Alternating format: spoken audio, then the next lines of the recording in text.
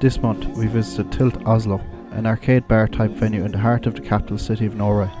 It consists of 3 floors, being a very pinball orientated venue, along with a mixture of classic retro arcade games, shuffleboards, Japanese import games, and more, of which we'll be showing you today.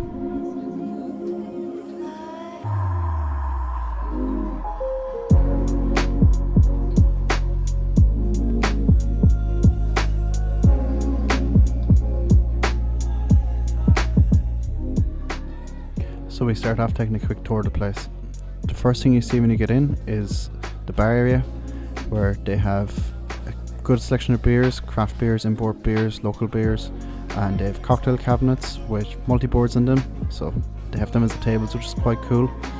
And then beside this room they have sort of the main attraction in the place, where they have shuffleboards, they have loads of pinballs in here, and they have a good few arcade machines in here. They have a Galaga Miss Pac-Man Reunion, they have this Mortal Kombat 3, and then pinball wise they have all the classics. They have Monster Bash, Theater Magic, they have this Space Invaders, I've never actually seen one of them before, Fishtails, and then they have this Circus Voltaire too, and if you don't know the story of that, it probably deserves its own video, but Circus Voltaire is very cool. I think it was one of the last Bally Williams pinballs, and there's a long story behind that, which we can go into another day.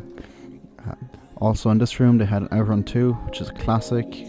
It's funny to see the Shihiro on one side broken, which is quite common. They have Godzilla, which is one of the best pinballs of all time. They have this Elevator Action Death Parade, which is one of the best shooters of all time, and then of course Ghost Squad, which is a classic. So fantastic to see this selection up here.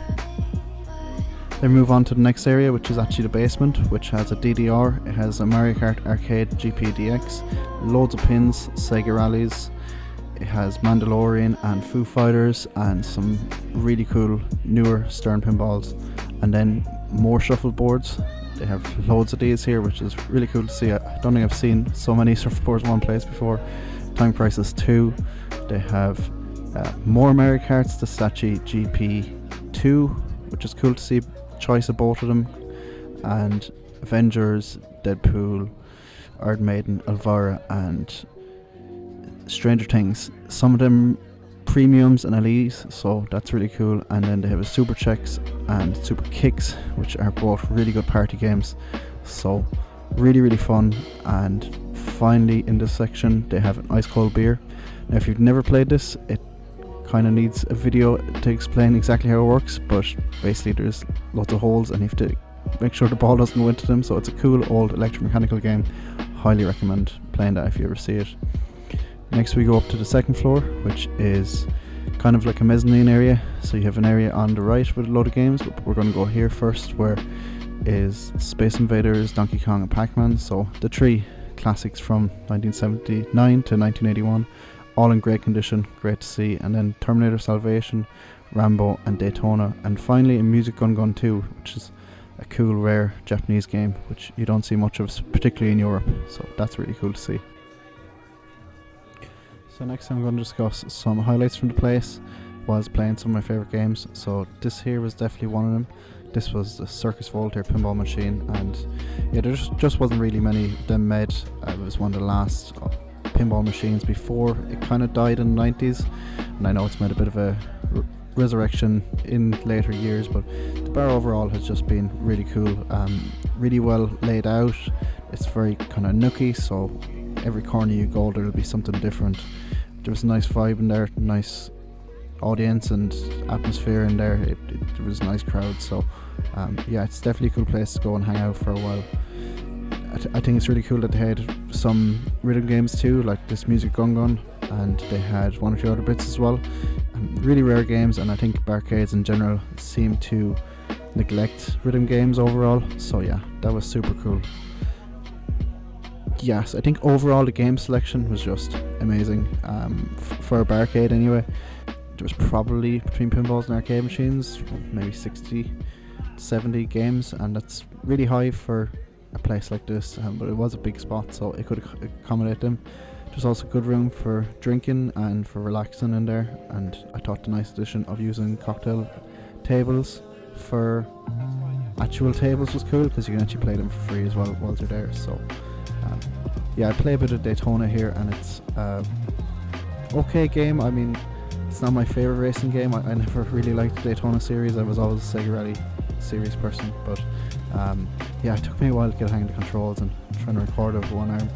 But yeah, fun game. I felt maybe the pop was a bit off, but maybe I'm just using an excuse for my bad driving. But yeah, I had some of my all-time favourites in this place.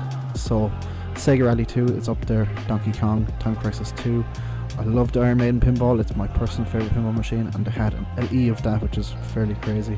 They had a Godzilla pinball, again brilliant pinball, and Outrun 2 Elevator Action, and had a few rare ones like the Circus Voltaire, as I mentioned, Ice Cold Beer, Music Gun Gun, Monkey Ball. So that was really, really good. Good selection of beers too. I thought it was really well stocked, and they had all different ones. So I tried some of the local ones and tried some of the craft beers and stuff. The cabinets too were in great condition. I found that a lot of them were fairly mint or restored, which is really good to see, because I'm personally someone who would rather go to a place with kind of good looking new cabinets than, you know, ones that look like they came straight out the 80s. So as you can see, I finally did get to enjoy Sega Rally 2, one of my favourite games. I got to pick the Super Room Trezor, so I was well happy. So as you can see, I can actually play driving games and hold a camera whilst doing it, so yeah, it's just me being bad at Daytona, I think. But yeah, this was one of the best racing games I've ever met. I think if I could actually criticise the place a little bit, I think maybe would be to include a few more newer Japanese games and stuff. I think like an Initial D would be super. I think, you know, maybe a Maximum Tune, a newer Maximum Tune, like a 6 would be really cool to see in there. I know not many places in Europe have those sort of games, and I think a couple of more rhythm games would be cool. I probably don't need to overcook it, because they seem to know what they're doing already as well. I seen online that they had a Darius Burst there recently too. The newer Darius Burst, Another Chronicle, the big 4-player sit-down machine. So that's not there anymore, but that's really cool that they had that. So I'd love to see something like that come back as well. But overall, like in terms of retro arcades, they kind of had everything. You can't complain too much about anything game-wise. They're in good condition. They played well. Wasn't too sure about that pot on Daytona, but I think I'm nitpicking there. Everything else was perfect. 2 or 3 games were turned off or down or not working, but that's to be expected. You know, these are all games. I think if I was negative about anything, it would probably be the price. The beers started off from 117 NOK, which is the Norwegian currency, and that translates to being around €10.50 at this current time, which is quite expensive for beers. And now everywhere in Norway is expensive for beers in Oslo, so it wasn't that far ahead of a lot of places. But yeah, spending that amount of money and not even getting, you know, a full pint of what you get in the UK and Ireland, I suppose maybe it's just a cultural thing, but it was hard to stomach. I think I got 2 of the cheapest pints and 6 tokens, and it came to about €30.50. So it's really not a place to be going on a budget, but I suppose none of Norway is. But there was a couple of cheaper bars around, so it was definitely in the kind of dearer bar bracket. But overall, really cool experience. I thought there was so much there, so much to do. I really liked the lounge areas. You could relax there, and yeah, highly recommend if you're ever here. Definitely drop in, give a visit, and play some of the games mentioned here. Okay, so I thank you for watching, and I hope you enjoyed this mini review of Tilt.